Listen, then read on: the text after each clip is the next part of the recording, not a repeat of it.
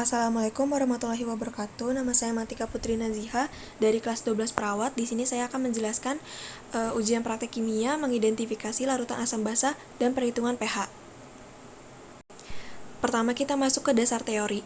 Jadi salah satu reaksi kimia yang terjadi dalam suatu zat adalah reaksi asam basa antara larutan dengan berbagai indikator yang menimbulkan perubahan warna pada indikator sehingga dapat diidentifikasi suatu larutan tergolong larutan asam kuat, asam lemah, basa kuat, dan basa lemah atau larutan netral. Berdasarkan derajat keasaman atau pH, suatu larutan dapat dianalisis kadar ion H+ atau OH- dalam larutan sehingga bisa ditentukan molaritas larutan yang menunjukkan kepekatan larutan tersebut. Nah, pada ujian praktek ini dilakukan identifikasi berbagai larutan asam basa menggunakan indikator alam kunyit dan kol, serta indikator lapus merah dan biru, serta indikator universal phenolphthalein atau PP. Selain itu, dilakukan pengukuran pH larutan menggunakan kertas indikator universal. Nah, di sini ada larutan dan indikatornya. Nah, larutannya ada cuka, aquades, soda api, asam klorida, dan amonia. Dan indikatornya ada indikator ekstrak kunyit, indikator universal, indikator ekstrak kol ungu, indikator lakmus merah dan biru, dan indikator phenolphthalein. Nah, pertama kita mengidentifikasi larutan asam basa menggunakan indikator lakmus merah. Yang pertama, lakmus merah dicelupkan ke larutan 1 berubah warna menjadi warna biru. Yang kedua, lakmus merah dicelupkan ke larutan 2 tidak berubah warna. Yang ketiga, lakmus merah dicelupkan ke dalam larutan 3 berubah menjadi biru. Yang keempat, lakmus merah dicelupkan ke larutan 4 tidak berubah warna. Yang kelima, lakmus merah dicelupkan ke larutan 5 menjadi warna biru. Yang kedua, menggunakan indikator lakmus biru. Yang pertama, lakmus biru dicelupkan ke larutan 1 tidak berubah warna. Yang kedua, lakmus biru dicelupkan ke larutan 2 berubah warna menjadi warna merah. Yang ketiga, lakmus merah bila dicelupkan ke larutan 3 tidak berubah warna. Yang keempat, lakmus biru dicelupkan ke larutan 4 berubah warna menjadi warna merah. Yang kelima, lakmus biru dicelupkan ke larutan 5 tidak berubah warna. Selanjutnya, menggunakan indikator alam. Di sini ada ekstrak kunyit dan ekstrak kol ungu.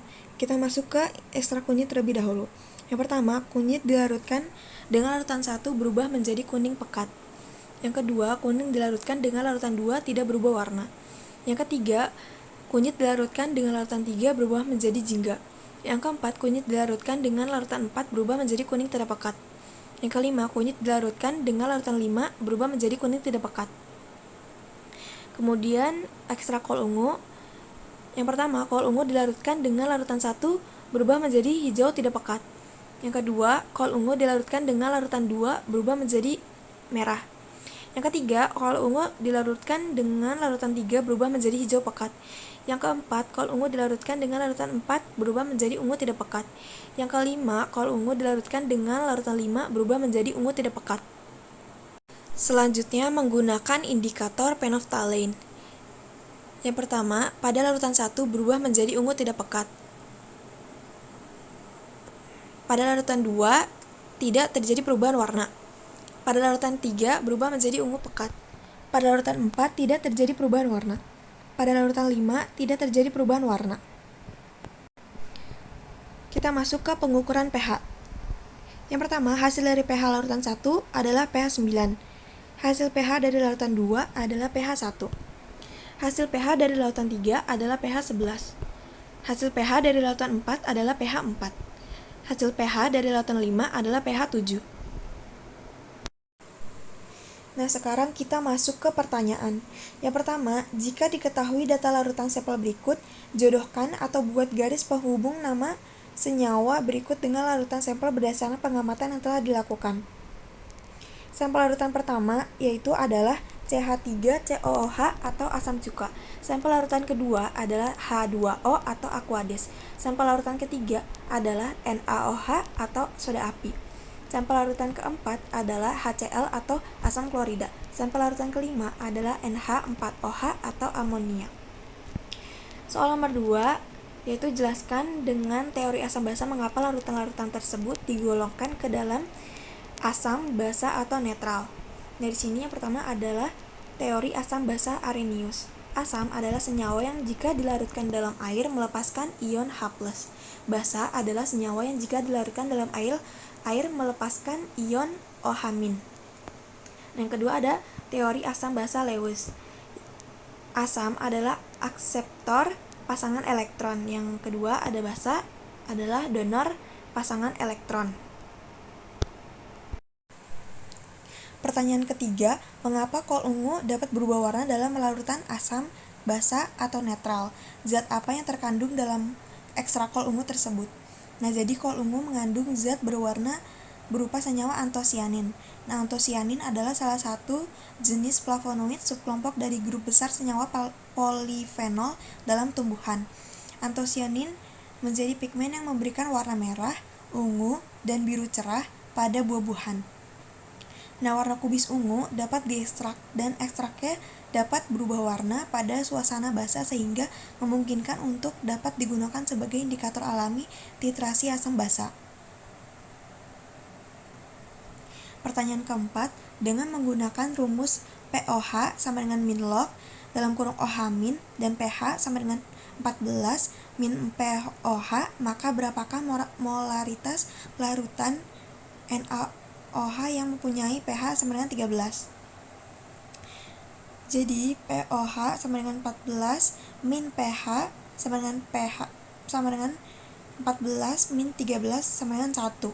Maka konsentrasi ion OH- dalam larutan adalah POH sama dengan min log dalam kurung OH-. 1 sama dengan min log dalam kurung OH- sama dengan OH- sama dengan 0,1 m. Sehingga molaritas larutan adalah OH- sama dengan MB dikali B. 0,1 sama dengan MB dikali 1. Jadi MB sama dengan 0,1 M. Pertanyaan kelima, apa yang terjadi jika makanan dan minuman yang kita konsumsi tidak sesuai pH tubuh? Apa yang dimaksud fase asidosis dan fase alkalosis dalam tubuh? Nah, jadi salah satu fungsi air adalah mendorong racun dari dalam tubuh sehingga Departemen Kesehatan merekomendasikan untuk pH air yang dikonsumsi adalah berkisar antara 6,5 sampai 8,5. Jika kita minum air dengan pH di bawah 6,5, itu adalah air yang sifatnya asam dan hal itu kurang baik bagi tubuh kita. Beberapa gejala yang biasa terjadi jika darah kita bersifat asam yaitu gangguan pencernaan, mudah lelah, rasa sakit pada sendi. Nah, lalu asidosis dan alkalosis menggambarkan kondisi abnormal darah yang memiliki pH lebih tinggi atau lebih rendah dari nilai yang diperlukan. Kondisi ini dapat terjadi karena beberapa alasan, tetapi paling sering disebabkan oleh penyakit. Asidosis menunjukkan pH yang lebih rendah dari pH normal darah. Alkalosis adalah kebalikan dari asidosis. Ini menunjukkan pH yang lebih tinggi dalam darah daripada pH normal. Perbedaan utama antara asidosis dan alkalosis adalah bahwa asidosis adalah kondisi memiliki pH lebih rendah dari 7,35 dalam darah, sedangkan alkalosis adalah kondisi memiliki pH lebih tinggi dari 7,5 dalam darah. Nah, pertanyaan keenam adalah apa manfaat mempelajari pH dalam kehidupan sehari-hari? Nah, jadi salah satunya adalah pengaruh pH terhadap air adalah sangat besar gitu. Untuk usaha air minum, jika pH air terlalu rendah akan berasa pahit atau asam, sedangkan jika terlalu tinggi, maka air akan berasa tidak enak atau kental atau licin. Nah, untuk ikan hias, pH yang terlalu rendah atau tinggi akan menyebabkan ikan tersebut mati. Dan untuk tanah dimanfaatkan oleh petani untuk meningkatkan kesuburan tanah untuk tanaman tertentu. Nah, cukup sekian dari saya. Mohon maaf bila ada salah kata. Wassalamualaikum warahmatullahi wabarakatuh.